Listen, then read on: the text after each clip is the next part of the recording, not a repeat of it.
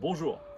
Aujourd'hui, comment démarrer une Ford Model A de 1928. On va faire une petite vidéo en français parce qu'on trouve plein de vidéos. Petit manuel Ford qui va bien, de manuel d'instruction et d'entretien de la Ford A où on explique tout là-dedans. Et je me suis fait un petit tuto pour démarrer une Ford A. Alors, pour démarrer la Ford A, il faut fermer le coupe-circuit, c'est-à-dire qu'il faut mettre le courant. Ensuite, il faut ouvrir l'essence. Ensuite, il faut vérifier s'il y a du courant parce que c'est pas parce qu'on a ouvert, on a fermé l'interrupteur qu'il y a forcément du courant. Ensuite, il faut ouvrir la vis de richesse aux 3/4 de tour. Il faut mettre la manette d'avance en haut, c'est-à-dire en position retard. Il faut mettre la manette des gaz juste à la position où la pédale de l'accélérateur commence à bouger. Ensuite, il faut vérifier que la boîte est au point mort. Il faut mettre le contact. Il faut appuyer 2 secondes sur le démarreur en fermant le volet d'air, c'est-à-dire en tirant la vitesse de richesse vers soi. Le moteur tourne mais ne démarre pas. Attention, les voitures sont toutes différentes. Celle-là, elle ne démarre pas du premier coup, elle démarre du deuxième coup. Et donc, on réappuie sur le démarreur et la voiture démarre. On va faire tout ça dans l'ordre. Alors, attention, on va venir par là. On va rajouter un... On ouvre le capot moteur. On a ici un coupe-circuit qui a été rajouté. C'est un coupe-circuit moderne, évidemment, c'est pas un coupe-circuit d'origine, ce qui permet de couper la batterie lorsque la voiture ne fonctionne pas. Donc, la batterie est là-bas, le circuit arrive par là. Ici, il y a donc un coupe-circuit, il va au démarreur et ensuite on a un fusible. Donc, c'est pour ça qu'il faudra vérifier qu'il y a du jus parce qu'on peut très bien mettre on ferme le circuit, ce qui fait que le démarreur peut tourner. Mais si le fusible n'est pas bien calé ou qu'il y a un court-circuit, on n'a pas d'allumage. Donc maintenant, on a mis du courant. Donc là, on est bon. On referme le capot des deux côtés. Donc maintenant, on est ici à l'intérieur du véhicule. Donc on a dit deuxième point sur le tuto, pardon, ouvrir l'essence. Ouvrir l'essence, c'est le robinet qui est ici. Donc, c'est une alimentation par gravité. Le réservoir d'essence, il est là. Donc on remplit par là l'essence et l'essence coule directement dans le moteur. Donc on ouvre le robinet et si on vient voir de ce côté, on voit qu'ici,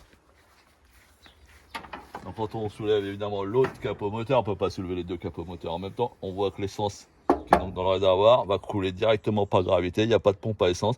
Alors là j'ai un petit filtre à essence moderne que j'ai rajouté au début parce qu'il y avait quelques impuretés, mais je vais l'enlever parce qu'il ne sert à rien. Donc l'essence va dans le carburateur, l'air arrive par ici, il n'y a pas de filtre à air évidemment, c'est déconseillé d'en mettre un parce que c'est un truc qui peut mettre le feu à la voiture.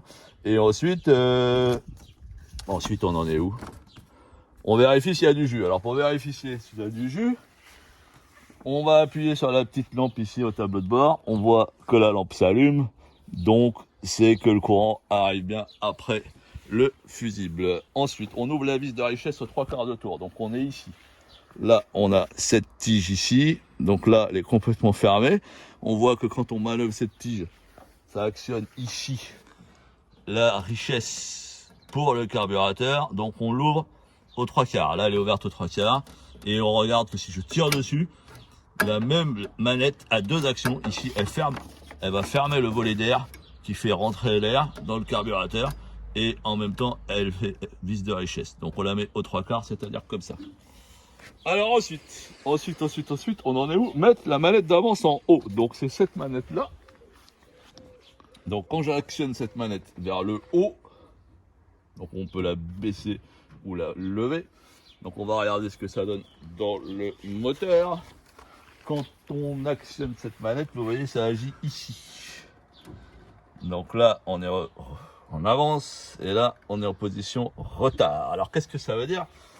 J'ai ici un petit distributeur donc qui est usagé mais qui est parfait pour expliquer.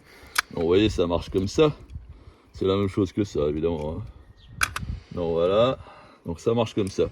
L'arbre, ça c'est relié à l'arbre à cam, ça tourne et quand ça tourne, ça soulève ici. Vous voyez, le truc il tourne. Donc là, il arrive sur le fusible, sur le cylindre numéro 1. Ensuite, il passe à celui-là qui est le 2. Ensuite, il passe à celui-là qui est le 4. Et après, il passe à celui-là qui est le 3. Donc ça fait 1, 2, 4, 3. Et ça tourne comme ça. Hop, pardon. Donc quand ça tourne, ici on voit bien, quand ça tourne, là le rotor il est en face là. quand ça tourne, ici, la pièce qui est ici n'est pas ronde, évidemment, c'est ce qu'on appelle une cam. Donc, comme elle est pas ronde, quand elle passe ici, regardez bien, elle soulève le rupteur qui s'ouvre. Voilà. Et au moment où ça s'ouvre, je refais une petite marche arrière, au moment où ça s'ouvre, ça provoque l'étincelle. Donc, quand on actionne la manette au tableau de bord, on bouge cette plaque. Ce qui fait qu'en bougeant la plaque de 15 degrés, en fait, on va décaler le moment où se produit l'étincelle. Parce que lorsque le moteur est froid, il faut que l'étincelle se produise une fois que le cylindre est bien comprimé. Le cylindre comprime le mélange d'air et d'essence dans le piston. Le piston comprime le mélange dans le piston d'air et d'essence et l'étincelle se produit une fois que c'est bien comprimé. C'est-à-dire qu'on dit qu'elle se produit en retard. Parce que l'étincelle, c'est l'électricité, c'est instantané, mais la combustion, par contre, n'est pas instantanée. Il faut que la combustion arrive jusqu'à la chambre de combustion, enfin, qu'elle se propage au sein de la chambre de combustion. Donc, quand le mélange est froid, le moteur est froid, on fait provoquer l'étincelle légèrement en retard. Et une fois que le moteur tourne, c'est quasiment presque tout de suite sur cette là, on abaisse la manette, ce qui fait qu'on remet l'allumage en position dite d'avance et le moteur tourne bien. Donc quand on va démarrer, on va mettre en position retard. Donc après on fait quoi? Après on a dit qu'on met la manette des gaz juste à la position où la pédale d'accélérateur bouge. Donc on a effectivement un accélérateur ici à main. Donc quand on bouge cette manette, c'est relié ici à l'accélérateur et c'est la même manœuvre qu'avec la pédale au pied. Donc vous voyez, quand je bouge la manette ici, la pédale d'accélérateur qui est au milieu, elle va bouger. Donc je la mets juste la manette à l'endroit où la pédale bouge. Donc vérifier que la boîte est au point mort, mettre le contact, appuyer 2 secondes sur le démarreur en fermant le volet d'air et ensuite ça démarre. Alors on va essayer. Donc on monte dans le véhicule. Donc on a vérifié que la boîte est au point mort. Donc là c'est la marche arrière, là c'est le point mort, là c'est la première. Ensuite le contact, ça se fait avec la clé. Donc ça je pourrais expliquer ça à un autre moment. Et le démarreur c'est la pédale qui est là.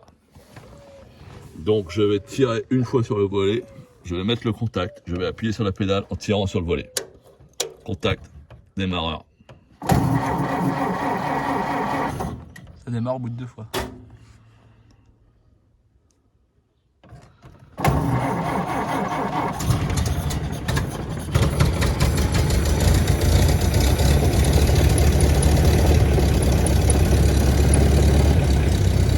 Donc vous avez vu que dès que ça a démarré, j'ai abaissé la manette d'avance. Et là je peux lâcher les gaz. J'ai mis un peu trop de gaz. Donc voilà, là je suis sur un régime moteur qui est pas trop mal pour un ralenti, que je vais pouvoir ajuster en fonction de l'avance et des gaz. Et voilà, c'est facile quand même.